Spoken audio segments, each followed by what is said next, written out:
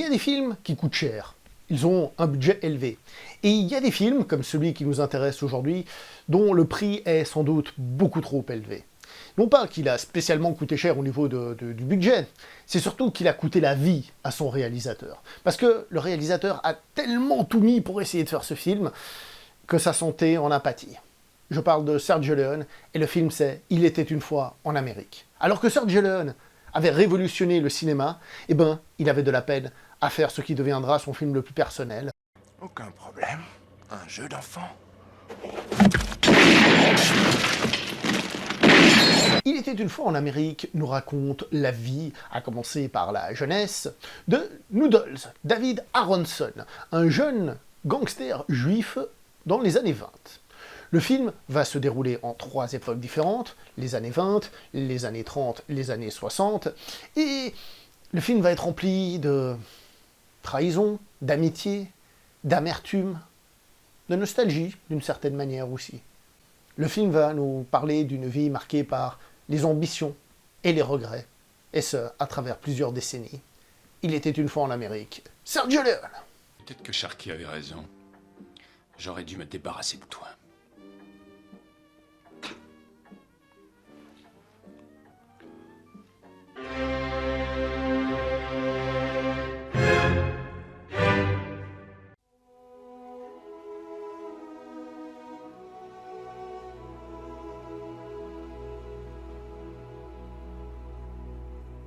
Il était une fois en Amérique raconte la vie de David Aronson, dit Noodles, un jeune gangster juif qui commence au milieu des années 20, le film a 3 époques, les années 20, les années 30, les années 60.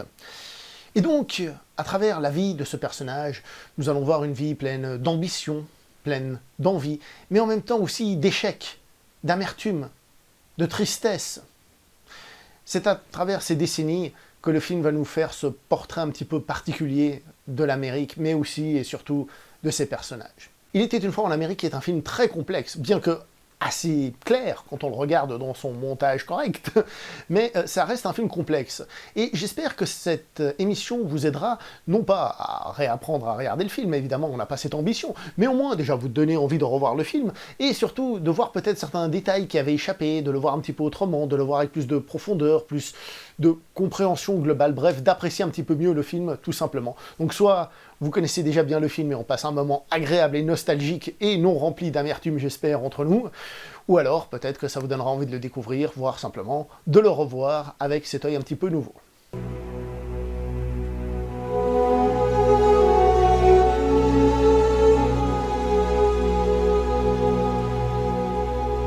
Au début des années 60, c'est le réalisateur Giuseppe Colizzi qui fait découvrir le livre à Sergio Leone.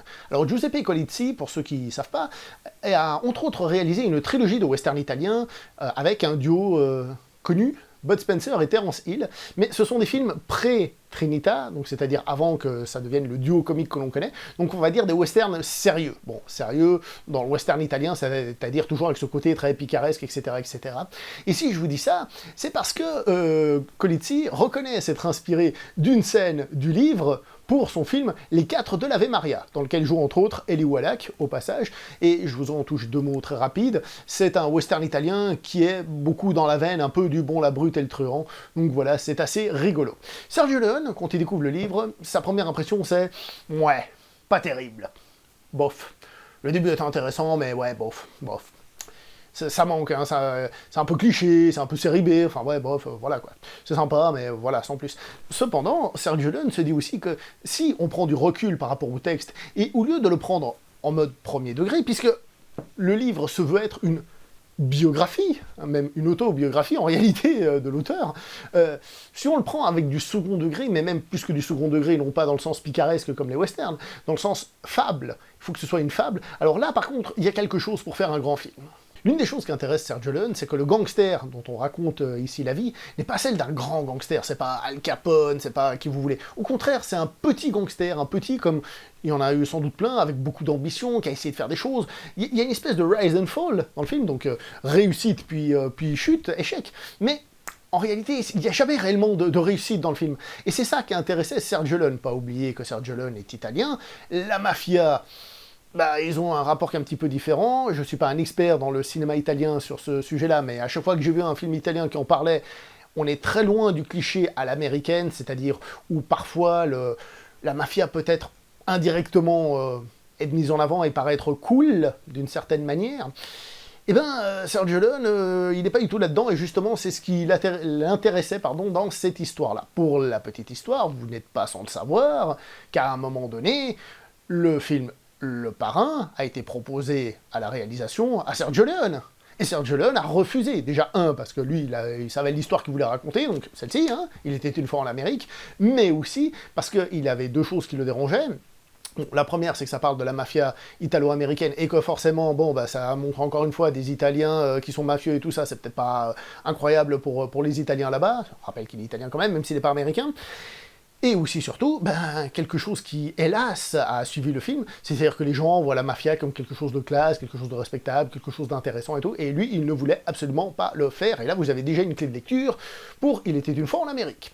Pour la petite histoire, aussi, Sergio Leone s'est aussi inspiré de plusieurs scènes du livre dans d'autres de ses films, entre autres, dont Le Bron, la Brute et le Truand, puisque dans le livre, le personnage de Noodles, il a un frère, et à un moment donné, ce frère, il lui dit « Ouais, t'es jamais là pour la famille, machin, truc, bidule », et ça nous rappelle évidemment une scène du Bon, la Brute et le Truand, où le personnage interprété par Eli Wallach, Tuco, se retrouve face à son frère qui lui fait les mêmes remarques.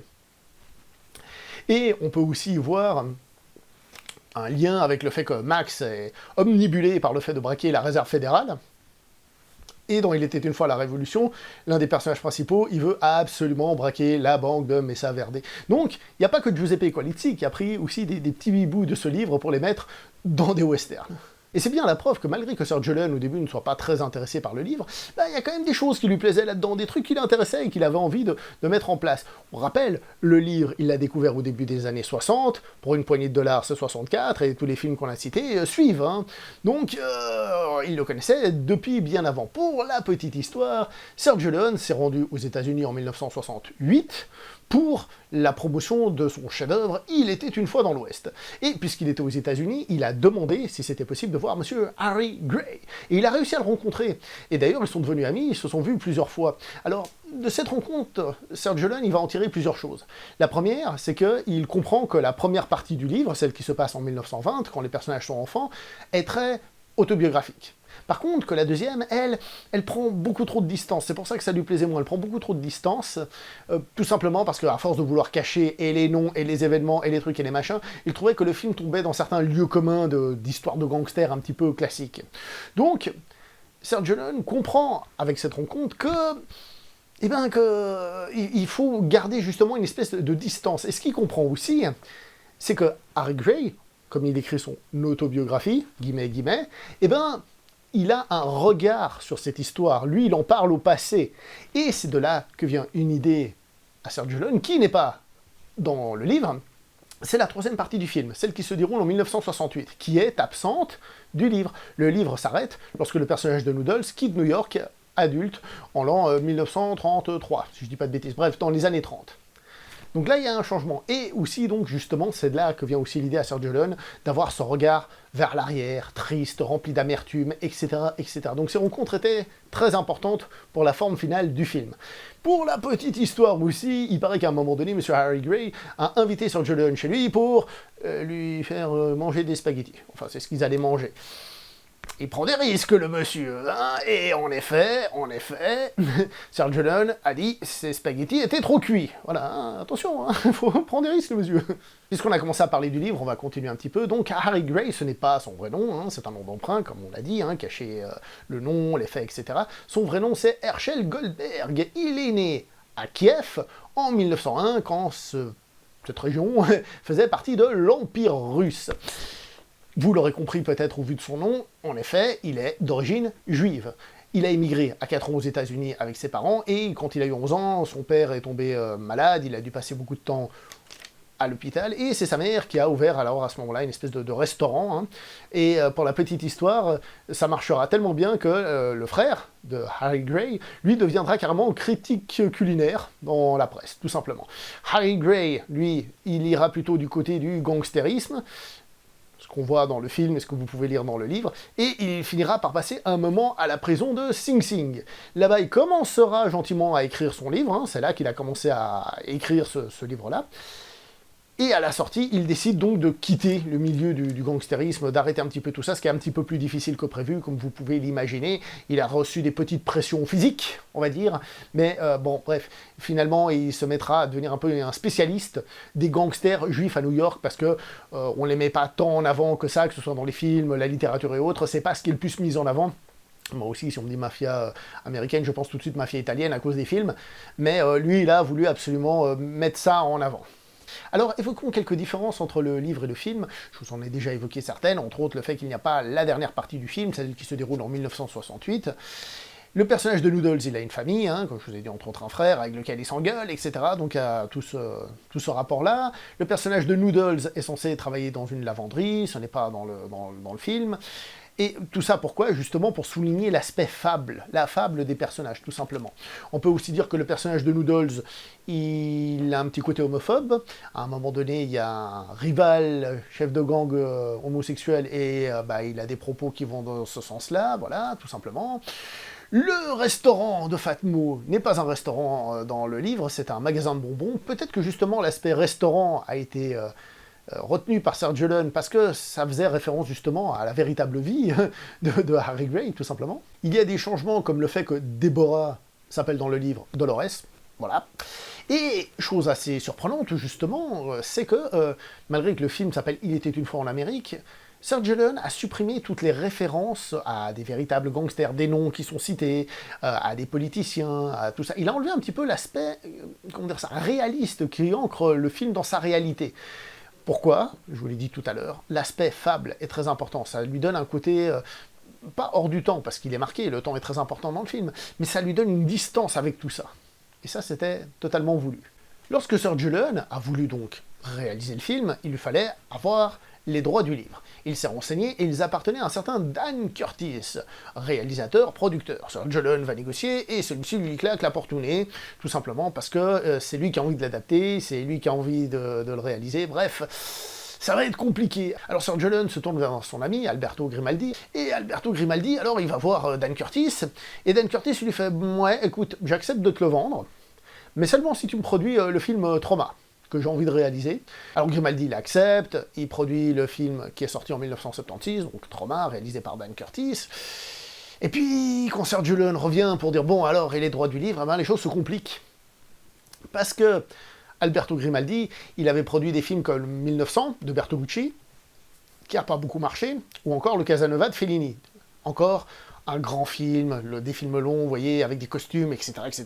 Et ça n'avait pas beaucoup fonctionné. Donc, faire un autre film, entre guillemets, du même genre, c'était très risqué. Qui plus est, Grimaldi, bon, il l'a fait au début, mais il s'est dit, écoute, en plus, je veux pas être méchant, mais tes personnages, ils sont antipathiques comme pas possible, il y a personne qui va les aimer, c'est des anti-héros, je vous l'ai dit avant, c'est même pas des gens qui réussissent, c'est pas grandiose, c'est des petits cons, quoi. Donc, Grimaldi, il dit, écoute, ça va pas le faire. Et c'est la femme de Sergio Leone qui intervient à ce moment-là, avec une idée intéressante. Elle va voir Alberto Grimaldi, puis lui fait « Ah, mais tu sais, on n'est plus intéressé par les droits sur le livre. » Parce qu'en fait, Sergio, il va faire une autre histoire. Il va évidemment s'inspirer, parce que c'est à peu près ce qu'il va raconter, mais il va raconter autre chose. Donc il n'a même plus besoin des droits du livre. Donc c'est bon, puisque maintenant tu les as achetés à Dan Curtis, on n'en a plus besoin, désolé, allez, ciao. C'est le cas de le dire.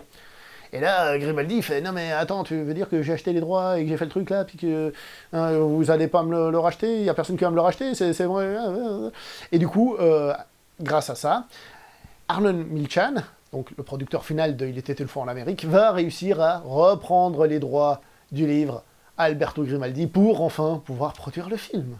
Alors, Arnon Milchan, en tant que producteur, il a fait des trucs qui sont plutôt connus. Hein. On lui doit entre autres LA Confidential, qui est un film qui a eu des soucis à son époque, parce qu'il est sorti dans une année où il y avait beaucoup de concurrence, mais que beaucoup de gens trouvent très très bon. On lui doit entre autres Pretty Woman, par exemple, un film ultra populaire. On lui doit JFK, avec monsieur Kevin Costner, JFK, JFK, avec monsieur Kevin Costner, ou on lui doit encore la valse des pantins de Martin Scorsese. Donc voilà, le monsieur, c'est pas non plus n'importe qui. Pour la distribution, ce sera la LAD Company et la Warner Bros. Qui seront aux commandes. Alors là, je vous raconte ça, et puis ça n'a pas l'air si compliqué que ça, oui, ça a pris du temps. Il faut savoir qu'il a fallu 16 ans, au total, à Sergio Leone pour récupérer les droits du livre. 16 ans. Depuis la lecture, depuis qu'il avait envie. Et toute cette histoire a duré très très très longtemps. C'est vraiment, non pas l'œuvre d'une vie, mais quand même quelque chose qui a pris beaucoup beaucoup de temps. Alors maintenant qu'ils ont les droits, il faut quand même écrire le scénario. Alors la première personne qui va s'occuper de transcrire le livre en film, c'est un Américain, un auteur qui s'appelle Norman Mailer. Désolé pour la prononciation. Qui va donc l'écrire, mais Sergio Leone, il va dire non, il est pas bon. Il dira même de ce monsieur qu'il ne sait pas écrire des films. Alors Sergio Leone, il va se servir, il va aller voir ses amis, comme il avait déjà fait par le passé, il va aller voir les gens du côté de l'Italie. Alors je vais vous citer, parce qu'il y a beaucoup de noms, il y a plusieurs scénaristes, il y a Leonardo Benvenuti, Piero De Bernardi, Enrico Medioli, Franco Arcali et Franco Ferrini. Pour dire, voilà, il y en a du monde qui sont passés pour écrire le scénario, donc écriture, réécriture, etc., etc. Surtout que vous pouvez l'imaginer, Sergio Leone, il avait vraiment une idée très précise en tête. C'est en 1982 que le scénario est enfin finalisé. La taille du scénario, c'est 317 pages, mais attention, attention, attention.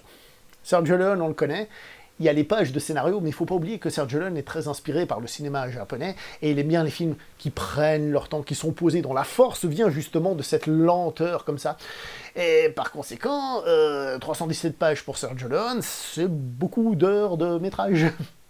Entre 1980 et 1982, donc en parallèle de l'écriture du scénario, commence le casting, pour essayer de trouver les acteurs. Près de 3000 acteurs sont castés pour à peu près 100 rôles, donc autant dire que Sergio Leone, il a son mot à dire sur tout, il regarde tout, il fait attention à tout, comme on l'a dit, c'est son film.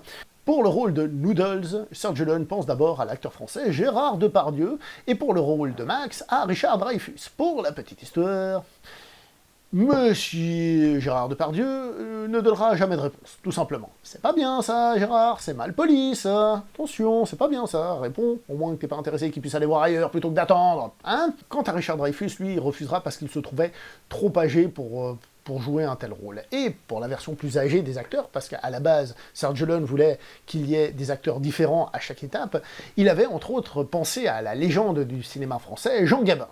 Mais il y a eu d'autres noms qui ont circulé, je vais vous les lire, parce qu'il y en a eu plein. Il y a eu James Canet, il y a eu Henry Fonda, sans doute suite au fait qu'ils aient travaillé ensemble dans Il était une fois dans l'Ouest, ça permet de dire, tu vois, il est de retour. Avec James Stewart, Clint Eastwood, qui lui aussi, sans doute pour les mêmes raisons qu'Henry Fonda, George Raft ou encore Glenn Ford. Autant dire qu'il y avait des beaux noms qui ont circulé quand même, parce que Sergio Leone, malgré tout, était devenu un réalisateur important. Donc cette fois, il pouvait se permettre d'avoir quelqu'un d'important, et il fallait qu'il y ait quelqu'un d'important dans le casting, pour attirer les gens dans la salle. C'est Arnold Milchan qui s'occupera de contacter Robert De Niro, et qui le proposera à Sergio Leone. Et il faut savoir qu'au début, ils lui ont proposé le rôle de Max ou celui de Noodles. Ils étaient tellement contents de l'avoir qu'ils disent « Vas-y, choisis, t'as le choix ». De Niro hésitera, et après la lecture du scénario, il préférera prendre celui de Noodles, bien que De Niro, lui aussi, mettra un certain temps pour répondre, à savoir environ 2 mois. Et il faut savoir aussi, donc, que comme je vous ai dit, Sergio Leone, à la base, il voulait faire des enfants joués par des enfants, l'âge adulte joué par des adultes, et l'âge des personnes plus âgées par des personnes plus âgées. Et finalement, quand il a eu Robert De Niro et son talent incroyable, il s'est dit « Non, non, non, non, non, c'est Robert De Niro qui va jouer les deux époques ». Il y a une anecdote assez folle sur la rencontre entre Sergio Leone et Robert De Niro, c'est que, à un moment donné, bon, ils discutent, et Sergio Leone, il va tout simplement aux toilettes. Bon, ok. Et ensuite, Robert De Niro va aux toilettes. Et là, il voit que Sergio Leone a mal visé. Il en a mis un petit peu partout. Il s'est dit, comment ça se fait que le mec qui fait que Clint Eastwood, bam, il met des balles pile dans un trou de serrure, et ils sont incapables de viser. Je vous laisse visualiser quand je fais comme ça. Ils sont incapables de viser. Et en fait, Robert De Niro s'est dit qu'en réalité, ce qu'il avait cru voir à ce moment-là, c'est que Sergio Leone avait marqué son territoire un peu comme un animal, comme un chien, et il avait fait pipi pour marquer son territoire, pour dire c'est moi le chef ici. C'est Arnold Milchan qui a dû arriver et dire bon, on se calme les gars, tranquille, tout va bien. Et il ne faut pas oublier une difficulté qui peut paraître anodine, mais c'est que Sergio Leone ne parle toujours pas très bien l'anglais. Alors évidemment, il s'est beaucoup amélioré depuis l'époque où il a fait pour une poignée de dollars, mais malgré tout, c'est toujours pas sa langue de prédilection. D'ailleurs, l'acteur qui joue Noodles quand il est enfant, donc Scott Tyler, il dira qu'il l'a entendu une fois sur le tournage dire « goodbye », et c'est tout, qu'il ne l'a jamais entendu parler anglais, à part à ce moment-là, Autant dire que ça reste quand même quelque chose de relativement compliqué. Ce qui devait être assez rigolo, parce qu'il ne parlait pas forcément très bien l'anglais, mais c'est connu que Sergio Leone connaissait son scénario par cœur, à tel point que quand il expliquait le film, il l'expliquait en temps réel. C'est-à-dire qu'il prenait son temps, il redonnait tous les détails, il jouait toutes les scènes et tout, et que, en gros, quand il expliquait le film à quelqu'un, bah, ça prenait 4 heures, quoi. Donc, si en plus c'était dans un anglais qui n'était pas parfait, cela pouvait sans doute durer encore plus longtemps. Vous voyez ce que je veux dire? Pour revenir encore vite fait sur Robert De Niro, il faut savoir que Sergio Leone, pendant le tournage du film, il va dire des choses assez particulières. Il va dire Robert De Niro, ça c'est un vrai acteur, capable de tout interpréter justement, les deux âges différents et tout. Clint Eastwood, lui, c'est pas un bon acteur. Il a une tête, il a un visage et tout, mais si je le mets pas moi derrière la caméra, devant un film, devant des plans, des trucs, des machins, c'est pas un très bon acteur et tout. Et on sait pas pourquoi, il avait cette espèce de colère contre Clint Eastwood. On le sait, la relation Leone-Clint Eastwood a eu des hauts et des bas, il y a eu des moments où ça allait pas, des moments où ça allait. Heureusement, plus tard, vers la fin de la vie de Leone, les deux étaient plutôt en bons termes, mais voilà, il y a eu des clashs comme ça, on sait pas trop d'où ils sortaient, en tout cas à nous, mais on s'en fout, nous ce qu'on veut c'est voir des bons films, et on les a eus, mais bon, voilà quoi, compliqué quand même, hein. Surtout que quand tu vantes l'un pour casser l'autre, je sais pas celui qui reçoit les vantardises, comment il se sent, hein, honnêtement. Le reste du casting a été choisi en fonction de Robert De Niro, puisque du coup il devenait la plateforme centrale, donc ils ont essayé de prendre des acteurs qui y correspondaient. Et pour le rôle de Max, il y a un certain Joe Pesci qui a voulu avoir ce rôle. Et Sergio Leone, il est tout content d'avoir Joe Pesci, mais ça colle pas pour ce personnage-là. Alors il l'a embêté, il lui a fait écoute, pas ce personnage-là, mais prends un autre personnage, prends-en un autre s'il te plaît. Et il faut savoir que Joe Pesci, on le voit dans le film. Mais le souci, c'est qu'on le voit dans un tout petit rôle qui, dans le scénario d'origine, était beaucoup plus grand, avec beaucoup plus de trucs et machin, mais à cause des différentes coupes desquelles nous allons parler après, eh ben son personnage, son rôle est réduit comme peau de chagrin à pas grand-chose du tout. Voilà. Les voilà, les 4 cavaliers de l'Apocalypse. Tu l'as vu ce film, Joe? Pour le rôle de Max, du coup, ils ont pensé à John Belushi. Seul souci, le monsieur était décédé à ce moment-là, donc plus compliqué d'accepter le rôle, vous imaginez. Ça pose des petits problèmes. Je vous laisse voir. Et c'est pour ça que finalement c'est James Wood qui a eu le rôle. Il y en a qui vont avoir la grande vie, et d'autres qui vont l'avoir dans le cul. Le tournage du film a eu lieu entre 1982 et 1983, et malgré toutes les difficultés qu'ils ont eu à mettre ce film en place, le tournage en lui-même s'est passé plutôt bien. Il n'y a pas eu trop de difficultés. Là, honnêtement, ça fonctionnait plutôt bien, il n'y a pas eu de difficultés particulières. Il faut savoir évidemment que Sergio Leone, toujours très méticuleux, a demandé à tourner et à retourner des scènes, parfois près de 30 prises pour avoir une scène, etc., etc. Donc autant dire que, voilà, encore une fois, le scénario était long, le film est long, et le tournage encore plus méticuleux et encore plus précis. Mais ça, on le savait déjà. D'ailleurs, une des scènes qui a été tournée plus d'une trentaine de fois, c'était une scène avec les enfants, parce qu'il y en a un qui avait, hélas, l'habitude de regarder la caméra de temps en temps, puis il a dit « Arrête ça! Arrête ça !» Et donc les enfants ont dû faire plus de 30 fois la même scène. Voilà, ça devait pas être forcément très rigolo pour les enfants, je pense, au bout d'un moment. Et puis, faudrait quand même qu'on parle d'une scène un petit peu particulière, hein. Vous le savez peut-être, mais Arnold Milchan, donc le producteur, était à ce moment en couple avec Elizabeth McGovern, qui joue le personnage de Deborah à l'âge adulte. Et vous n'êtes pas sans le savoir qu'il y a une scène dans le film dans laquelle le personnage de Deborah a une relation sexuelle très non consentie avec le personnage de Noodles. Ça déjà, mais c'est pas tout, c'est que l'acteur qui fait le chauffeur du taxi dans lequel se passe la scène, c'est Arnold Milchan lui-même, qui est à l'avant et en train de vivre ça, vous voyez. Ironique, je sais pas, hein. Déjà que la scène en elle-même est malsaine, là, je crois que tout y est pour que ce soit bien souligné que c'est malsain. Et encore une fois, Sergio Leone n'a pas tourné la scène qu'une fois, il l'a fait faire 13 fois. Donc, la dame derrière, voilà, et le mec devant, voilà, il devait être très heureux à ce moment-là. C'est peut-être pas la scène qu'ils ont préférée. Enfin, je dis ça, je dis rien, c'est moi qui parle de s'ils étaient heureux ou pas, ça c'est moi, mais pour dire qu'il y a un côté sordide là-dedans, quand même. Et il paraît aussi, d'ailleurs, que De Niro, comme à son habitude, il fait pas les choses à moitié, c'est pour ça que c'est un grand acteur. Et donc, que, bien sûr, il ne l'a pas réellement fait dans le film, on est bien d'accord, mais que la scène, il l'a jouée avec une certaine virulence. Ce qui ne doit pas aider non plus. Enfin bref. Voilà. Et pour la petite histoire, Arnold Milchan, donc, qui a une toute petite réplique dans le film, la voix n'a pas plu à Sergio Leone, qui l'a fait redoubler. Voilà, parce qu'il voulait une autre voix. Donc en plus, le mec, il a même pas eu son quart d'heure de gloire en entier. Tiens, d'ailleurs, j'ai trouvé une réplique du producteur qui a dit que l'expérience était aussi humiliante que stimulante. Fin de citation. Voilà. Comme ça, vous savez tout. Pour le travail de mise en scène, Sergio Leone, fidèle à lui-même, va encore une fois s'inspirer de diverses peintures, mais aussi de photos. Alors, je vais vous lire un petit peu. Il va s'inspirer, entre autres, de Reginald Marsh, ça c'est pour les années 30, hein.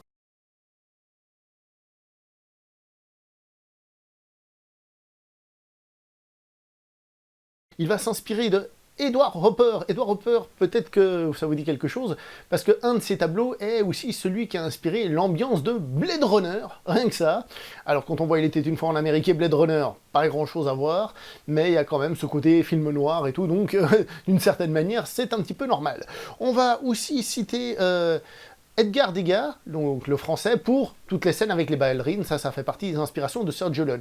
Pour ce qui est du quartier juif, hein, donc le Lower East Side, il va s'inspirer d'un photographe, Jacob Riis, dont les photos évoquent en effet pas mal le film. Donc voilà, Sergio Leone va évidemment composer ses cadres et ses plans en fonction de ces inspirations-là. Tout ne sort pas de nulle part, évidemment. Pour les années 60, Sergio Leone va faire attention à que son personnage de Noodles se sente étranger. Et c'est pour ça qu'on a par exemple ces scènes de nuit où il marche un peu perdu, un peu au milieu de nulle part. Il va se sentir déconnecté de cette période comme s'il n'y appartenait pas. Évidemment, tout ça, c'est voulu, ce n'est pas n'importe quoi. Et au passage, évidemment, ça peut évoquer Sergio Leone lui-même aux États-Unis, qui est un petit peu perdu là-bas malgré l'amour qu'il a pour cet endroit.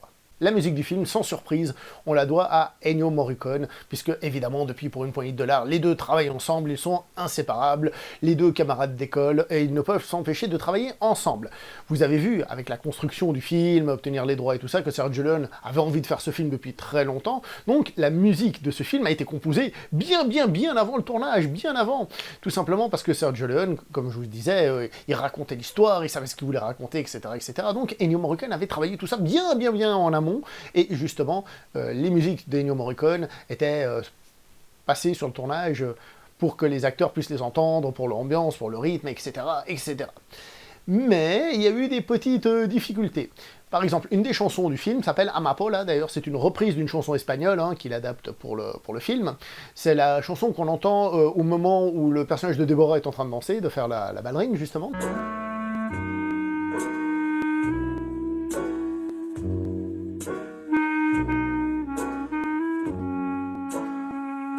Donc le souci c'est que la musique avait déjà été composée et qu'en plus elle s'inspire de quelque chose qui existait déjà.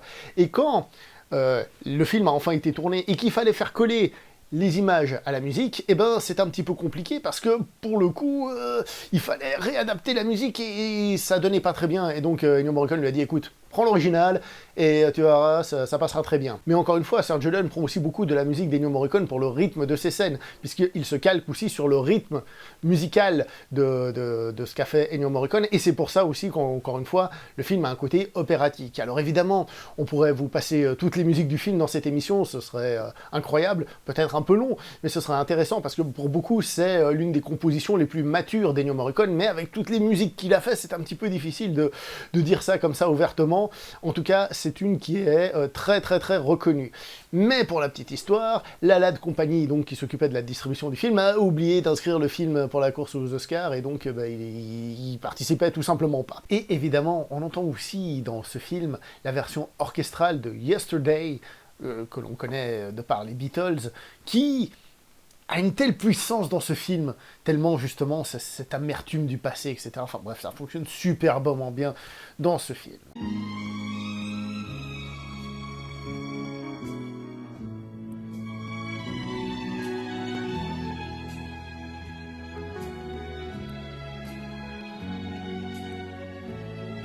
Je trouve ça super intéressant personnellement, ça c'est à moi, comment certains sons, comment certaines mélodies nous évoquent des choses dans des films, des images qui nous viennent évidemment de films, mais qu'en réalité c'est la musique, et dans la réalité il n'y a pas de musique qui arrive quand on dit des choses, et je trouve ça fascinant. Par exemple les films dans l'espace, les musiques qui évoquent le froid spatial, comme par exemple la musique d'Alien, hein, pour dire quelque chose, hein, ça évoque ce froid dans l'espace et tout, alors qu'il n'y a pas de musique dans l'espace. Mais bon, ça c'est autre chose, je pars sur un autre sujet. Revenons en Amérique. Oui, enfin en Amérique, mais pas trop non plus, puisque en fait, une des particularités du film, c'est que, encore une fois, c'est Sergio Leone qui l'a tourné, donc il ne sera pas totalement tourné aux États-Unis, et même la plus grande partie du film ne sera pas tournée aux États-Unis, puisque ce sera tourné entre autres à Cinecittà, ce sera tourné un petit peu quand même, hein, dans le quartier à Manhattan, hein, évidemment, mais ce sera aussi tourné à Montréal, à Paris, à Saint-Pétersbourg même, et l'hôtel dans lequel Noodles va faire le grand romantique, et ben ça c'est à Venise, voilà, donc ça reste quand même un film de Sergio Leone, pas totalement tourné sur place, il était une fois en Amérique, encore une fois, peut-être pas totalement. Sergio Leone est donc un réalisateur qui tourne beaucoup et qui aime que les films soient longs, et à la fin du tournage, il avait de quoi faire un film d'environ 8 à 10 heures. Évidemment, c'était impossible de faire un tel film, donc il l'a remonté, il a enlevé beaucoup de choses, près de la moitié du film, pour arriver à quelque chose qui durait environ 4h30. Mais là encore, les producteurs lui ont dit non, mais là, non, 4h30, c'est pas possible, hein. C'est beaucoup trop long, tu coupes. Faut savoir que Sergio Leone avait envisagé que le film soit diffusé en 2 parties, première et deuxième partie. Mais les producteurs, ils ont dit non, c'est pas possible. Donc, tu te débrouilles, fais ce que tu veux, mais c'est pas possible, tu réduis ça. Sergio Leone va donc couper encore le film en enlevant des personnages, des scènes et tout, hein, pour que le film fasse un peu plus de 3h30. Mais encore une fois, les producteurs ne sont pas d'accord. Donc on est passé de 8-10 heures, et il faut savoir donc que ça a été graduel, hein. C'est-à-dire qu'au bout d'un moment, il a proposé un montage de 6 heures, et non. Et à 3h30, un peu plus, ils lui ont dit encore une fois, non, ce n'est pas possible. Et donc, qu'est-ce qui s'est passé? Les producteurs ont décidé de remonter le film sans l'avis de Sergio Leone. Ils ont remonté le film en le mettant dans l'ordre chronologique, raconter des histoires dans l'ordre chronologique, pas de flashback et tout, ce qui est une véritable aberration quand on voit le film, c'est vraiment n'importe quoi, hein, puisque la version que l'on voit actuellement, c'est la version qui correspond à ce un peu plus de 3h30, donc franchement, c'était un massacre de faire ça. Mais le montage que nous connaissons, ou à peu près celui-là, a été diffusé à Cannes, et ça avait été un énorme succès, 15 minutes d'applaudissements, blablabla. Mais c'est seulement à Cannes, parce qu'au cinéma, c'est la version charcutée qui est sortie, en tout cas aux États-Unis, et du coup, le film a fait un four monumental, il a été critiqué, descendu par la critique, disons que c'était un des pires films jamais réalisés, etc. Bref, le film s'est ramassé des seaux de caca plein la figure. Vous voyez, là j'ai les chiffres, il a coûté environ 30 millions de dollars, et il en a rapporté 5 millions, donc en gros, un véritable four, et les producteurs pas contents, vraiment pas contents. Mais heureusement, et sans doute grâce au passage à Cannes, en Europe, le film a été diffusé dans la version que nous connaissons actuellement, c'est-à-dire avec ce montage où on voyage à travers les époques, etc., ce qui a fait que le film en Europe a été plus apprécié. Ça ne veut pas dire qu'il a fonctionné pour autant, mais il a été beaucoup plus apprécié, reconnu en tant que tel. Et d'ailleurs, bien des années plus tard, quand le film sort enfin avec ce montage aux États-Unis, il ressort aux États-Unis, les critiques qui à l'époque avaient dit que le film était nul, ils ont changé d'avis en disant que c'était un excellent film, un excellent, voire un chef-d'œuvre, ce qu'il l'est. C'est ça qu'ils ont dit. Mais on ne peut pas critiquer les gens qui ont fait justement des critiques à l'époque, parce qu'eux, ils se basaient sur ce qu'ils voyaient. Et ce qu'ils voyaient, c'était une aberration. Et chose intéressante, c'est que indépendamment de « j'aime ou j'aime pas le film, vous l'aimez pas, vous l'aimez, etc. », là n'est pas la question. Ce que je veux dire par là, c'est que le film tel qu'on le connaît, maintenant, il est reconnu. Voilà. Mais si on avait eu seulement le montage américain, eh ben, le film, il aurait peut-être été oublié depuis des années, et peut-être que personne n'en aurait reparlé, et on aurait tous considéré que c'était un mauvais film. Et l'histoire du cinéma est remplie d'histoires de ce genre-là, et pas toujours la faute des producteurs, hein. C'est la situation, les conditions qui font que, ainsi aussi des films qui sont perdus, des films qu'on ne retrouve pas. Bref, le film que l'on a, celui que l'on connaît est un véritable rescapé, et qui encore n'est pas la version, la vision totale que voulait Sergio Leone. Mais comme je vous ai dit au début, tout n'est pas rose dans cette histoire. Hélas, il y a un côté funeste. Parce que Sergio Leone, quand il s'est vu dépossédé de son film, de son montage, était très énervé. Après toutes les difficultés qu'il a eues pour pouvoir enfin faire le film, il se retrouve dépossédé de son bébé après coup, et on lui enlève son jouet, on lui enlève ce qu'il voulait faire, on le massacre, on en fait autre chose. Et non seulement on lui empêche de sortir le film, mais en plus, on fait en sorte que le film soit mal aimé, qu'il soit critiqué, que Sergio Leone lui-même soit critiqué. Et ça lui a fait beaucoup de mal. Il s'est battu pour les différents montages. Et à un moment donné, ils ont découvert que ça lui avait provoqué un souci au cœur. Voilà. Et le 30 avril 1989, le grand Sergio Leone disparaît à cause de sa maladie cardiaque. Alors que les critiques redécouvraient le film, ils redécouvraient ce montage que certains ne connaissaient pas, et il s'imposait comme l'un des plus grands films de l'histoire du cinéma. Mais, l'industrie du cinéma avait mal traité son réalisateur, qui lui était déjà plus là. Quand on sait que Serge Leone avait d'autres projets, comme faire un film sur le siège de Leningrad pendant la guerre mondiale, voilà quoi.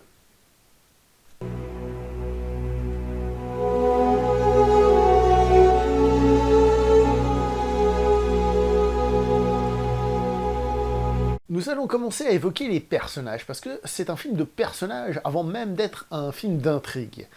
Et il y a une phrase au tout début du film qui est hyper importante pour tous les personnages du film, absolument tous.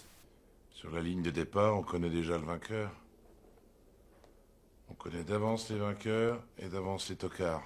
Nous allons évoquer les personnages féminins. Alors, on va pas se mentir, Serge Leone, les personnages féminins, c'est pas son gros point fort. Il les a rarement développés, à part évidemment le personnage interprété par Claudia Cardinal dans Il était une fois dans l'Ouest, mais généralement c'est pas un réalisateur qui met très bien en avant les femmes, ça on est quand même d'accord pour le dire. Ici on est dans un film de macho, parce qu'on est dans un film de gangster, un film de mec, et par conséquent, encore une fois, les femmes n'auront pas les rôles principaux, ce qui n'empêche d'avoir des personnages intéressant. On peut commencer par un personnage que l'on voit à peine dans le film, et pourtant on le voit au tout début du film, elle se fait tuer dès la première scène, mais comme le film n'est pas dans l'ordre chronologique, elle reviendra plus tard dans le film, c'est le personnage d'Eve. Je vais m'absenter pour un temps. Très bien, je t'attendrai à l'hôtel. J'adore quand tu rentres au petit matin et que tu viens me réveiller. Eve est un personnage intéressant parce qu'il apparaît très peu dans le film, et en fait, c'est la copine de Noodles à un moment donné. Celle avec laquelle il vit, celle avec laquelle il a une histoire d'amour. On le comprend rapidement dès la première scène, elle a une photo chez lui, etc., etc. Et ce personnage est intéressant évidemment en miroir du personnage de Deborah que nous allons évidemment traiter après, mais ce personnage représente la stabilité, l'amour qui est stable. Elle l'aime tel que lui il est, tel que Noodles il est, avec ses qualités, ses défauts, et Noodles il est avec elle. Mais pourquoi est-ce qu'on la voit peu dans le film? Eh bien tout simplement parce que c'est un peu la copine par défaut pour Noodles. Il est avec elle, ok c'est bien, il fait ce qu'il doit faire, voilà, mais c'est pas là où il a ses sentiments, c'est pas là où il a sa rage, c'est pas là où il a son envie, sa véritable envie évidemment tournée vers ses amis, mais aussi et surtout, encore et toujours, envers un autre personnage, celui de Deborah. Et par conséquent, c'est typiquement un des personnages qui pourrait stabiliser le personnage d'une certaine manière, mais qui n'a pas assez d'impact émotionnel sur Noodles pour le guider dans sa vie. Devine un peu qui je suis pour voir.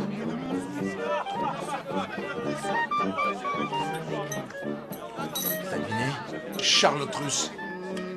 Mais avec un poil propre crêpe. Peggy. On pourrait évoquer le personnage de Peggy. Alors Peggy, c'est très particulier, parce que au début, quand elle est jeune, dans la partie jeune, c'est la nymphomane, et quand elle est grande, elle en devient professionnelle. C'est une prostituée, elle se fait payer pour ça. Et elle continue d'une certaine manière à coucher toujours avec tous les membres du groupe et tout ça. On est dans un film à tendance film noir, film de gangster, et par conséquent, on peut dire qu'elle a le rôle de la prostituée, quelque chose d'assez classique dans le milieu. Mais ce qui est intéressant, c'est que justement, elle représente l'amour physique. Là, cette fois-ci, on peut faire l'amour physiquement, mais il n'y a absolument rien, il n'y a aucune accroche. Donc avec Eve, on a l'amour véritable d'une certaine manière, mais qui n'est pas assez profond, et avec elle, on a l'aspect physique qui est évidemment externe, total. Et puis vient le personnage de Carole. Toi. Non. Lui. On se connaît depuis tellement longtemps, une sorte de mimétisme. Le personnage de Carole est très particulier. Elle aussi, c'est un personnage un peu étonnant, on va dire, puisque d'une certaine manière, elle n'aura pas beaucoup d'impact sur l'histoire, mais malgré tout, son rapprochement avec le personnage de Max est très intéressant, parce que bien qu'au début, d'une certaine manière un peu particulière, elle couche avec Noodle, et elle en retire quelque chose, dès qu'elle retrouve les personnages, c'est avec Max qu'elle se met, et directement devant Noodles, hein, même si elle lui met la main au paquet. Oui, c'est subtil parfois le film, hein, je sais, mais il y a cet aspect vraiment, déjà la femme appartient à Max, hein, malgré que Noodle elle fait des choses à Max avec lequel elle finit. Est-ce que ce sera un petit signal sur ce qui se passe avec Deborah? Peut-être, hein, je dis ça, je dis rien, évidemment que ça signifie ça, mais qui plus est, on a vraiment ce côté personnage, comment dire, un peu distant, tout ça, un peu froid, calculateur. Le personnage de Max est prêt à la mettre à la porte. Hein. Tu veux que je la vire, hein? Dégage, allez, fous le camp, t'entends? Fous le camp, dégage! Pour ses amis et tout, hein, parce que ça reste quand même encore quelque chose dans lequel le personnage de Max lui-même n'a pas d'accroche, un peu comme le personnage d'Eve pour Noodle. Et ben lui, Max, n'a pas cette accroche avec ce personnage-là, qui reste cependant un personnage assez intéressant parce que elle a assez la tête sur les épaules par rapport à la situation des personnages, et à ce niveau-là, ça reste un personnage, encore une fois, avec une présence relativement courte à l'écran, on peut dire, mais intéressant sur ce qu'il souligne, ce qu'il indique.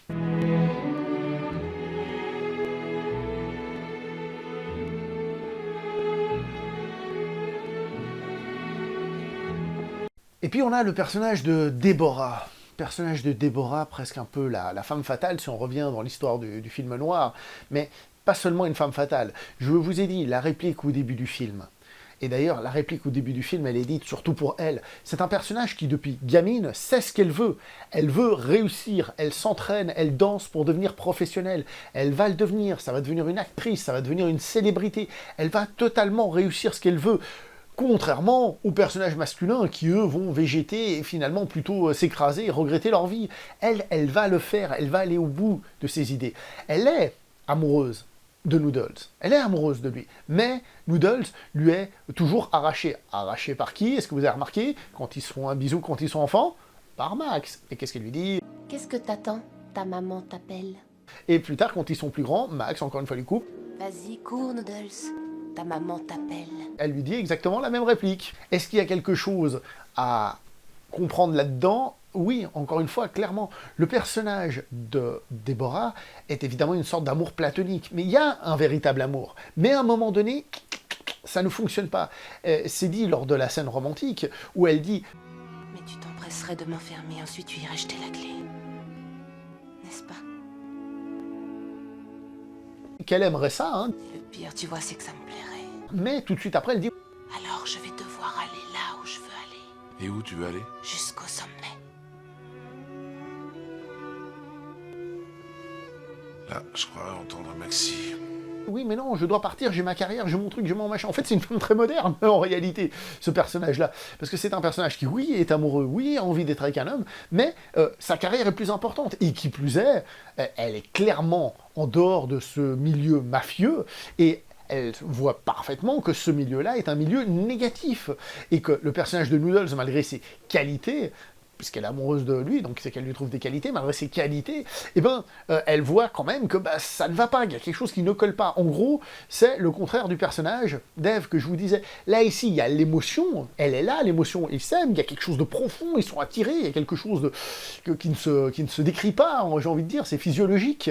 Mais, par contre, là, il n'y a pas du tout la connexion du monde, du mode de vie, etc., qui fait qu'ils seront toujours séparés. Et ce, jusqu'à la toute fin. Et avec qui est-ce qu'elle finit?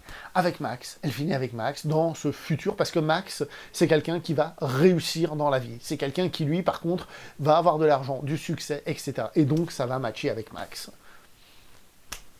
Les personnages féminins, donc, ne sont clairement pas centraux. Celui de Deborah, quand même, beaucoup plus, hein, on va pas se mentir. Mais ils sont très importants pour souligner les personnages masculins.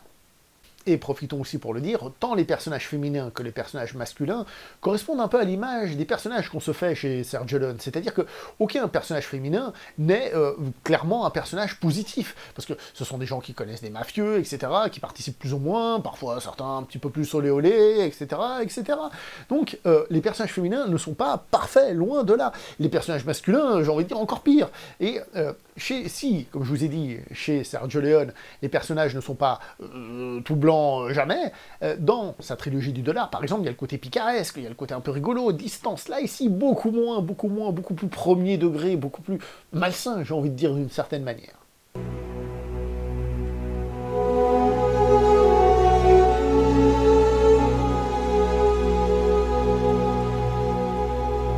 Le personnage principal du film, c'est David Aronson, dit Noodles. Alors Noodles, en anglais, ça veut dire nouille. Et ça peut être utilisé comme en français, espèce de nouille, pour dire espèce d'idiot. Donc ça veut dire que déjà, dans son surnom, il est surnommé comme étant un loser. Rappelez-vous la phrase du début du film. Sur la ligne de départ, on connaît déjà le vainqueur. On connaît d'avance les vainqueurs et d'avance les tocards. Son surnom depuis l'enfance, c'est « tu es le loser, tu es le perdant, tu es celui qui n'y arrivera pas, tu es l'idiot ». Vous voyez, tout est déjà écrit, j'ai envie de vous dire, concernant le personnage. Le personnage de Noodles est clairement un personnage anti-héroïque, c'est un anti-héros complet. Déjà parce que c'est un gangster qui va tuer des gens, évidemment, mais aussi parce que c'est quelqu'un qui n'arrive pas à contrôler ses pulsions. C'est quelqu'un qui est très fort en amitié, qui respecte les autres et tout. Il est très amoureux de Déborah, mais en même temps, il va avoir ces pulsions violentes qui vont toujours le pousser à perdre. Qui plus est, il est confronté au personnage de Max. Bien qu'ils soient très amis, ils sont confrontés aussi. Et qu'est-ce qui va se passer? Eh bien, il va se passer que le gang va réussir à gagner vraiment beaucoup d'argent quand Noodles n'est pas là, quand il est en prison. Et quand Noodles revient, eh ben, ça va créer les tensions qui vont amener à la fin de l'histoire. T'imagines pas le pognon qu'on se fait avec ça. Et donc le personnage de Noodles, dans cette trame de rise and fall, comme on dit, hein, c'est-à-dire de monter en puissance, en réussite avant la chute, Noodles, lui, il n'est pas présent lors de la grande montée, mais par contre, il est présent lors de la chute. Ce qui veut dire que pour lui, c'est la chute et la chute. Parce que pendant que ça monte, lui, il est en prison, donc il est déjà en train de chuter.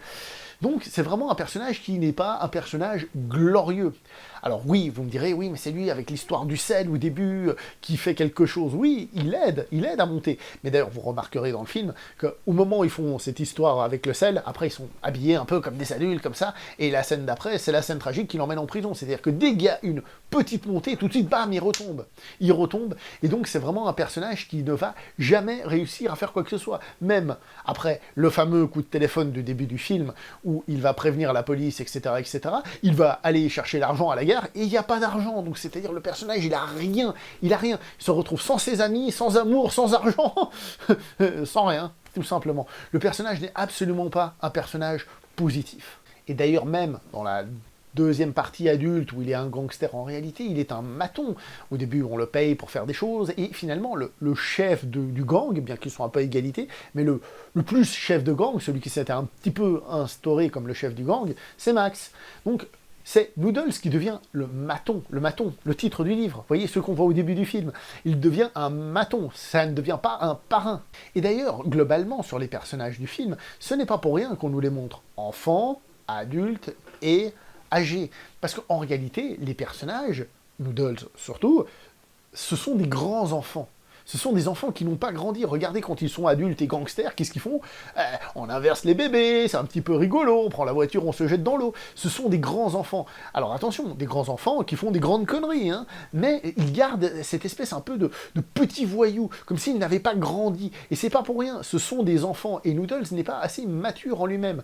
Il faut évidemment qu'on évoque cette scène malaisante, la scène du viol, où Noodles, encore une fois, est vraiment amoureux de Déborah. Mais comme j'ai dit, c'est quelqu'un qui fonctionne à l'instinct, c'est pas quelqu'un qui est réfléchi, c'est quelqu'un qui a des pulsions, et il va lui faire ce qu'il estime être la plus grande preuve de séduction, et quand celle-ci va lui dire, bah écoute, non, et ben là, il va être très déçu, et il va se lâcher, parce qu'il a besoin de libérer tout ça, et en faisant ça, et ben il perd tout ce qu'il pouvait avoir, tout simplement. Et c'est pour ça que Noodles et Déborah, ça ne matchera jamais, ça ne fonctionnera jamais entre les deux, parce que chacun a des manière d'être totalement différente, et donc cette pulsion qu'il a dans tous les sens, la pulsion qui l'emmène en prison par exemple et autres, ce genre de pulsion, c'est quelque chose qui en fait un personnage immature. Et je veux pour preuve que c'est un enfant, que son passage à la case prison ne l'a pas changé, il reste le même, voire même plus violent, et encore plus poussé sur ses désirs sexuels. Ça l'a pas vraiment soigné la prison, vraiment pas. On peut dire qu'à la fin du film, d'une certaine manière, lorsqu'il rencontre Bailey, on peut dire que là, il a une espèce de maturité, mais presque un abandon de sa vie, puisqu'il n'est plus en train de rejouer sa vie, il est en train de dire, voilà, ma vie a été jouée, ça a déjà été fait, je n'ai plus besoin d'être là, c'est du passé, je garde mes souvenirs, etc., etc. Donc d'une certaine manière, il atteint une forme de maturité, mais c'est pas une maturité active, c'est une maturité de vieillesse, de renoncement, de distance, de je suis fatigué et de je n'en veux plus. Gaspiller le travail de toute une vie, ce serait bien dommage. C'est un petit peu différent, et c'est pour ça que Noodles n'est absolument jamais un personnage positif. C'est une nouille.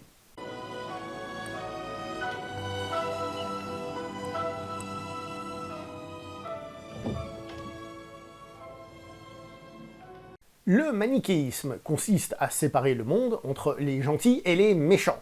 Ce qui ne fonctionne pas du tout dans le monde réel, mais au cinéma, ça fonctionne très bien, justement, parce que ça permet de simplifier un film pour qu'on ait des gentils qu'on aime bien et un suspense puisqu'ils se battent contre des méchants. Sergio Leone est connu pour faire des personnages qui sont pas très manichéens, dans le sens où il n'y a pas vraiment de gentils, il y a plutôt du gris, voire des méchants. Mais il était une fois en Amérique est plus subtil que ça, puisque cette fois-ci, évidemment, les personnages ne sont pas du tout gentils, et je pense qu'on peut même les mettre dans des méchants, si on parle de manichéisme, mais surtout, il n'y a pas vraiment d'opposition directe aux personnages, c'est-à-dire, ils n'ont pas d'adversaire. Des films de gangsters, vous en connaissez plusieurs, et très souvent, il y a un adversaire aussi qui rentre en compte. Et dans Il était une fois en Amérique, ce n'est pas vraiment le cas, il n'y a pas vraiment d'opposant, il n'y a pas quelqu'un qui représente l'adversaire, l'antagoniste, des protagonistes, ça, il n'y a pas dans Il était une fois en Amérique. Celui qui correspond le plus, c'est Max, qui pourtant est le meilleur ami du personnage principal pendant presque tout le film. C'est ballot, comme dirait l'autre. Et Max est un personnage lui aussi très intéressant. Quand on le rencontre, la première fois, qu'est-ce qu'il fait? Il empêche Noodles de réussir son larcin, et il l'empêche de récupérer une montre que c'est lui qui garde. Et par la suite, le même Max va lui permettre de garder la montre par rapport à un policier. C'est à moi? Prouve-le! C'est moi qui lui ai offert. Donc, déjà, on a cette relation qui est très particulière entre les deux personnages, de concurrence et d'amitié qui se met tout de suite en place.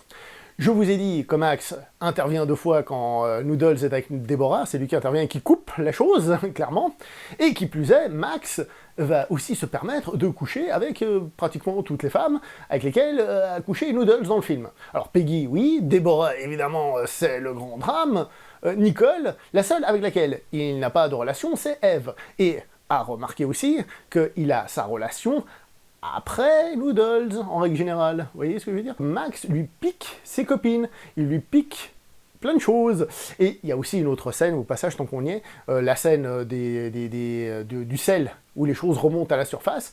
Ils tombent dans l'eau, Max et Noodles. Oh Max, non, non, non. Max! Max! Et Max fait semblant qu'il s'est noyé, il est plus là, et Noodles commence à paniquer. Tiens, est-ce que ça nous annonce quelque chose qui va arriver dans le film? Réponse oui. Max est un personnage donc qui est très complexe et qui d'entrée de jeu nous donne déjà plein d'intentions du personnage, parce que le film est très clair, et Sergio Leone est très méticuleux sur ce qu'il raconte, et on pense en plus que le film a été coupé et charcuté par rapport à l'idée qu'il avait à la base. Donc c'est dire à quel point le film est une réussite. Le personnage de Max, c'est l'ambitieux du groupe. Quand Noodles est en prison, c'est lui qui fait prospérer le commerce. Et une fois qu'on arrive à la fin de la deuxième partie, donc Noodles, il quitte New York, qu'est-ce qu'il devient, Max? Eh ben, il devient un gangster d'un plus haut niveau, puisqu'il devient politicien. En plus, je mettrai le parti derrière vous, j'ai des amis très haut placés. Ils m'intéressent pas, vos amis très haut placés. J'ai pas confiance dans les politiciens. Ça, c'est parce que tu as gardé ta mentalité de pouce-mégot. Oui, il devient politicien. Il devient politicien à succès. Donc, en plus de devenir quelqu'un de plus puissant, il devient aussi quelqu'un qui rentre dans la légalité. Donc en fait, à chaque fois que Noodles n'est pas là, lui, il progresse. Noodles et lui, ils sont copains comme cochons, mais en même temps, il y a de la concurrence, qui arrive justement au drame de fin de deuxième partie, et qui rend tout ça un petit peu compliqué. On voit aussi, par exemple, que Max, à un moment donné, il s'achète une chaise de pape pour s'y asseoir. Et on voit là que le personnage a un côté un petit peu démesuré, et qu'il a aussi un certain ego, puisqu'il ne supporte pas évidemment qu'on lui dise des choses négatives sur lui. Complètement cinglé.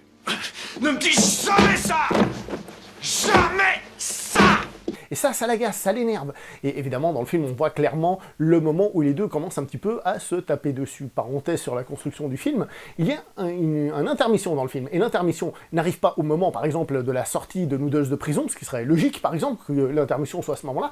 Non, non, non, non, il arrive plus tard, dans la partie centrale du film. C'est-à-dire qu'on a d'abord les deux qui fonctionnent plutôt bien, on a l'intermission, et après, il y a les tensions qui commencent entre les deux. Donc une intermission qui n'est pas là d'un point de vue, on va dire, purement schématique, bien que schématique du scénario, oui, mais pas schématique dans les parties, pour montrer justement une petite différence. Mais bon, ça c'est dans la construction, on n'est pas forcément sur Max en lui-même. Max en lui-même qui, du coup, est la version, on va dire, réussie de Noodles, parce que d'une certaine manière, Noodles, il a envie d'être Max.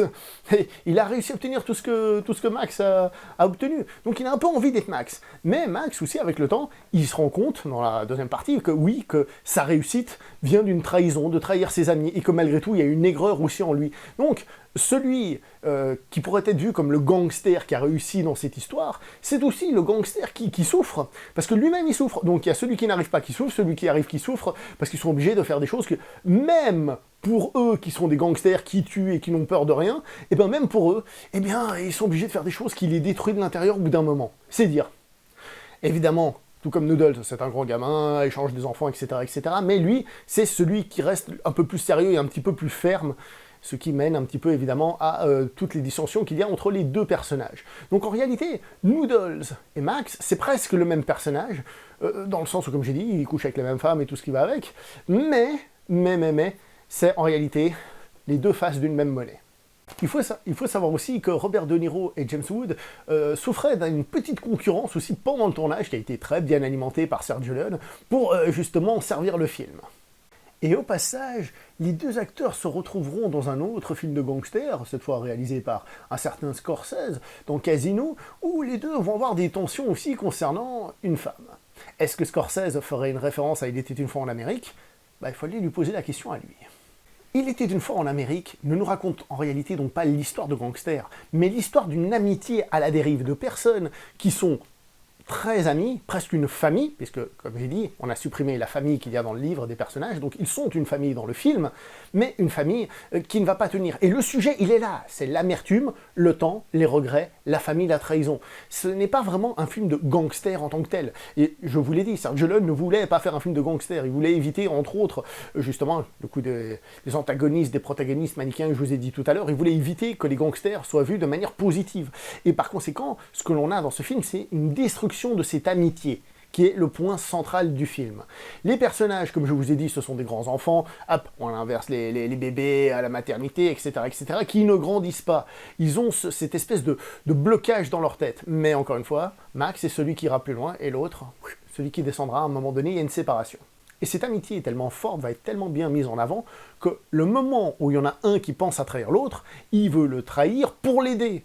Et pile au même moment, l'autre le trahit aussi. C'est vraiment, comme je vous ai dit tout à l'heure, plus ou moins les mêmes personnes, les mêmes personnages.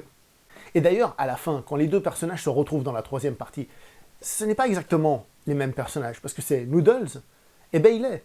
Ce n'est pas Noodles et Max, bien que ce soit le même personnage. Non, non, non, non, non, on n'est pas dans la même idée. Et c'est là que justement le personnage de Noodles, il dit non, vous n'êtes pas les mêmes. Alors que pour Bailey, oui, lui-même est la même personne que Max. C'est un peu bizarre dit comme ça, mais vous comprenez un peu l'idée. Il y a longtemps, j'avais un ami cher. Je l'ai dénoncé pour lui sauver la vie. Seulement, il a été tué. Mais c'est ce qu'il voulait en fait.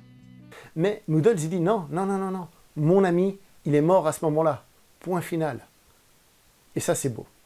Précisons aussi que la fin du personnage de Bailey, donc de Max, est un petit peu trouble à la fin du film, parce qu'il y a cette fameuse scène à la fin avec le camion qui passe. Et il faut savoir que James Woods est incapable de répondre lui-même si c'est le personnage, parce que c'est pas lui qui a joué la scène, ils ont pris un double pour la scène, et justement, on voit que l'image est floue exprès pour qu'on ne sache pas trop ce qui se passe. L'idée qu'on imagine, c'est soit que le personnage s'est mis dans le camion pour se faire triturer, soit peut-être qu'il a grimpé dans le camion puis il est parti, on ne sait pas, c'est fait exprès pour laisser planer le doute. Chacun pensera ce qu'il veut, mais surtout, tout ce qu'on a dit jusque-là sur le film va être remis en cause par la fameuse théorie de l'opium.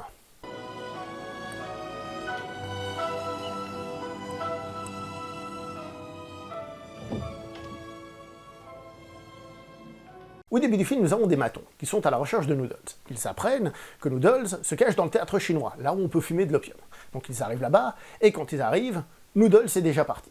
Mais, pendant cette période-là, on a Noodles qui est en train de fumer son opium. Et on a même, au début du film, un moment où Noodles est en train de fumer son opium, et tout d'un coup, il a des images du passé. Des images de la fin de la Prohibition, des images de ses amis, et ensuite, plein de choses comme ça viennent se mélanger. Donc, à ce moment-là, Noodles serait en train de fumer.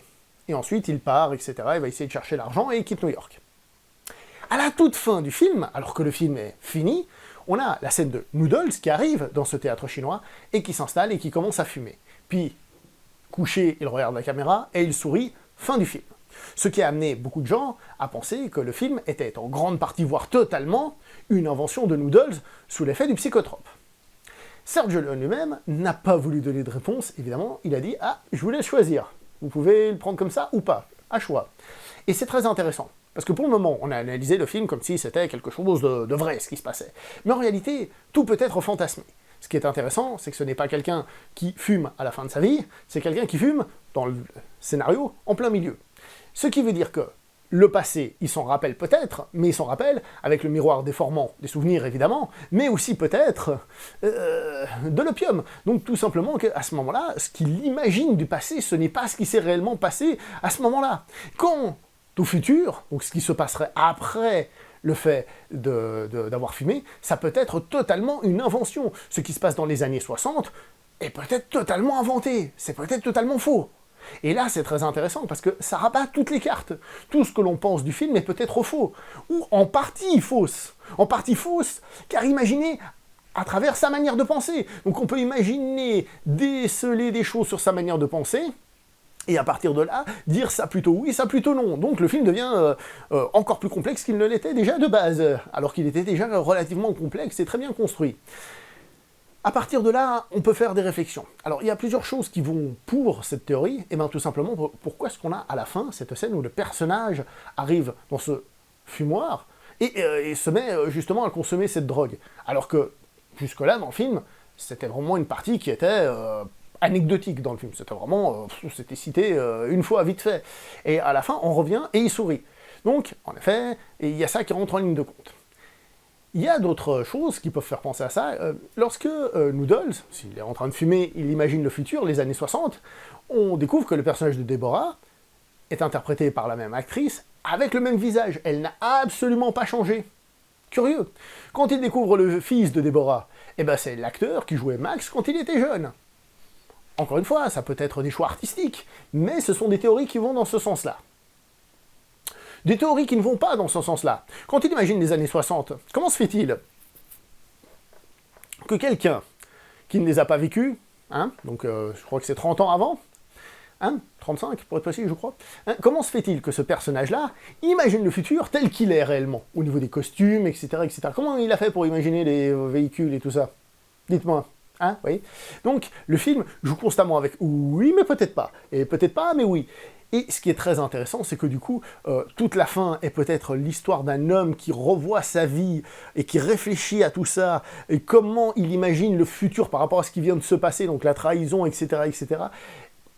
Ça peut être plein de choses. Sans oublier quelque chose de très important, c'est comme je vous ai dit, la troisième partie n'existe pas dans le livre. Elle n'existe pas dans le livre. Mais c'est un livre qui a été écrit par quelqu'un qui a vécu ces événements. Enfin, surtout la première partie, comme je vous ai dit, mais partons du principe que c'est une biographie, qui a vécu ces événements-là. Par conséquent, c'est quelqu'un qui est dans le futur, comme je vous ai dit, on va dire dans la troisième partie, est en train d'écrire la première et la deuxième partie, en se basant sur ses souvenirs, évidemment, ça, c'est pas possible autrement, mais aussi que cette personne a été obligée de modifier certains aspects pour éviter certaines choses, etc., etc., et donc, que, un peu comme le livre, le film soit une version biographique, mais en même temps avec des changements, parce que l'auteur a voulu les changer. Dans ce cas-là, Noodles qui est en train de fumer. Vous voyez ce que je veux dire? Donc en réalité, on rentre là-dedans, on rentre dans la spirale du film qui se raconte comme un film, mais qui joue avec l'auteur qui écrit le livre du film. Compliqué, tout ça. Et donc, dans cette dernière partie, on a une Deborah qui ressemble à la Deborah de la deuxième partie, on a le fils de Max, qui ressemble à Max de la première partie, et on a Noodles lui-même, qui lui est une personne âgée, avec Max aussi qui est une personne âgée. Et en réalité, ce film, et c'est là où on est presque dans le rêve, dans le fantasme, dans la drogue, le film, à ce moment-là, il mélange toutes les périodes, il mélange tout comme une espèce d'entonnoir qui vient tout réunir à ce moment-là précis. Et c'est pour ça que ce petit rajout de Sergio Leone comme troisième partie est pas anodin. On peut faire 100, le livre fait 100, mais ce petit ajout, il n'est pas anodin du tout. Et du coup, ça nous amène un peu à la construction du film. Alors qu'il est dans la fumerie d'opium, il repense à ce qui s'est passé juste avant. Là, en théorie, on est dans la deuxième partie, mais dans la deuxième partie, on a un flashback sur cette même deuxième partie, qui ensuite nous amène à la première partie, qui ensuite va nous amener à la deuxième, qui va revenir, et ça va faire des allers-retours comme ça. Le film est, en réalité, beaucoup plus complexe, il est presque labyrinthique. Et pourtant, il est très clair, très facile à suivre de ce point de vue-là. Mais il est labyrinthique. Et encore une fois, labyrinthique au niveau des personnages, dans le sens qui tue qui et tout ça, c'est pas là qu'est l'intérêt. L'intérêt est plus dans l'évolution des personnages, de leurs relations les uns avec les autres et de comment les choses fonctionnent ou ne fonctionnent pas. Donc là, il est labyrinthique et hyper intéressant. Et avec cette théorie de la fumerie d'opium et ce que je viens de vous dire, vous comprenez que le montage américain d'époque, où tout était raconté de manière linéaire du début à la fin, est complètement stupide. Théorie d'opium ou pas d'ailleurs, juste pour raconter ce qui se passe. Mais avec cette théorie en plus, eh ben là c'est sûr, ils ont fait une grosse connerie. Et d'ailleurs, je profite pour dire aussi que Sergio Leone, c'est pas la première fois qu'il fait des flashbacks comme ça, un peu énigmatiques, où les choses se mélangent. Je pense à Il était une fois dans l'Ouest, où on voit cette image qui se rapproche, peu à peu, floue, tout ça, pour qu'arrivé à la fin du film, on ait enfin la réponse de ce flashback et qu'on comprenne ce qui se passe. C'est pas la première fois qu'il le fait. Que dire d'Il était une fois la Révolution et de ces flashbacks, dont certains, dont le dernier, est un flashback énigmatique. Donc, Sergio Leone, c'est pas la première fois qu'il le fait. Mais comme je vous l'ai déjà expliqué, Sergio Leone, c'est quelqu'un qui se complexifie de film en film. Ses films deviennent plus compliqués parce qu'il prend la confiance, il fait plus de choses, etc. Il ose faire plus de choses. Et Il était une fois en Amérique, c'est encore un pas au-dessus au niveau de la complexité. Et d'ailleurs, du coup, bien qu'on ne mène pas une enquête, dans le sens où on ne pose pas des questions en tant que journaliste, la construction du film peut d'une certaine manière aussi faire penser à Citizen Kane et à sa résolution finale, qui est quand même celle de l'amertume aussi. Citizen Sergio Leone. Et encore une fois, cette construction du film est importante par rapport au sujet du film. C'est-à-dire que le sujet principal, l'acteur principal du film, c'est le temps qui passe. Ainsi passer d'un temps à l'autre et revenir, met en avant le fait que le thème principal du film, c'est le temps qui passe, c'est la vie. Qu'est-ce qu'on fait de notre vie, de notre temps, tout simplement. Et tout ça, c'est dans le film. Encore une fois, faire tout ça de manière linéaire, ça ne sert à rien. Le sujet principal, encore une fois, c'est le temps. Sans oublier la mise en scène de Sergio Leone, qui, comme je vous ai dit, prend son temps, parce que c'est un réalisateur inspiré, entre autres, par le cinéma japonais, et qui crée de la force à travers un rythme très posé. Les sonneries au début du film, peut-être que vous ne savez même pas, quand il a le flashback dans le film noir, et qu'il y a la sonnerie du téléphone, et quand il décroche le téléphone, ça continue à sonner parce que c'est pas le même son. Magnifique, déjà on est dans deux époques à la fois, construction. Mais cette sonnerie du téléphone, elle est ralentie d'une fois à l'autre, ça sonne moins régulièrement qu'un vrai téléphone. Sergio Leone, c'est pas juste les période temporelle, c'est pas juste la construction temporelle, c'est pas juste le sujet du temps qui évolue, c'est le traitement du temps de chaque scène, de chaque plan. Parce que le film est construit à travers un rythme qui explique le temps. Et la musique, comme je vous ai dit, qui se calque parfois sur les scènes, et souvent le contraire, les scènes sur la musique, et bien ça permet aussi de donner une rythmique particulière, une rythmique, et donc le temps. D'une certaine manière, le film est absolument centré sur le temps, à tous les niveaux, que ce soit au niveau, comme je vous ai dit, de la mise en scène, du sujet, de la construction scénaristique. Alors que le film s'appelle « Il était une fois en Amérique » et on imagine une fresque historique, « Il était une fois en Amérique » est un conte. Comme je vous ai dit, ce n'est pas une réalité, c'est un conte qui a une percée, qui ne cherche pas le réalisme. Un réalisme que Sergio Leone, en tant qu'Italien, ne connaît d'ailleurs pas, et qu'il ne ressent pas totalement. Il a une autre vision des choses. Et c'est très intéressant de voir, évidemment, tout ça dans le film. Un film à voir et à revoir, un chef-d'œuvre, il faut le dire clairement et totalement. Il était une fois en Amérique, c'est un film qui gagne non seulement à la révision, mais quand on a capté certaines clés de lecture, parce que peut-être la première fois, peut-être, quand on le regarde, on va se dire, je vais suivre une histoire de gangsters, c'est comme ça qu'on me le présente, alors je vais essayer de regarder les gangsters. Ils y sont, vous en faites pas, si on regarde le film pour ça, on va voir ce qu'on veut. Mais le film ne cherche pas à nous raconter ça. Sergio Leone ne voulait pas faire un film de gangsters en tant que tel. Donc il faut pas oublier quel était le but profond. Et en réalité, il y a la surface du film et il y a ce qu'il y a derrière. Le théâtre dans lequel se cache Noodle, c'est un théâtre dans lequel ils font des ombres chinoises. Ombre chinoise, ça veut dire ce que l'on voit, mais ce qu'il y a derrière aussi, ce que l'on croit percevoir de ce qu'il est réellement. Ça aussi, ça joue sur le côté opium et compagnie, et ce que l'on voit dans le film. Et le film nous dit, il y a ce qu'on voit, il y a ce qu'il y a derrière, etc. En réalité, Il était une fois en Amérique, c'est un film super profond, et qui dépasse clairement le cadre du film de gangster. Bon, mauvais, ça c'est autre chose, ce n'est pas un film de gangster. Il y en a des très bons, ça c'est pas la question, c'est pas de dire le film de gangster c'est bien ou c'est pas bien. Là n'est pas la question. La question c'est, que fait Il était une fois en Amérique? Il était une fois en Amérique, il explose ces limites-là. Parce que c'est un film qui ne se pose pas la question de ces limites-là, et qui va faire autre chose de ces limites-là. C'est ça, Il était une fois en Amérique. C'est le dernier film de Sergio Leone, celui pour lequel il a donné sa vie. Et bien sûr, peut-être que si Sergio Leone avait pu le montage final que nous avons pourtant rescapé, peut-être que ce montage de nos jours serait différent, mais celui que l'on a déjà actuellement est un chef-d'œuvre. Il était une fois en Amérique, c'est pas un petit film, c'est un très grand film, un film qui ose plein de choses, et qui ose en étant discret et subtil. C'est un film qui mérite qu'on s'y intéresse, un film qui mérite qu'on le revoie. Voilà, c'était Il était une fois en Amérique, Sergio Leone, 1984.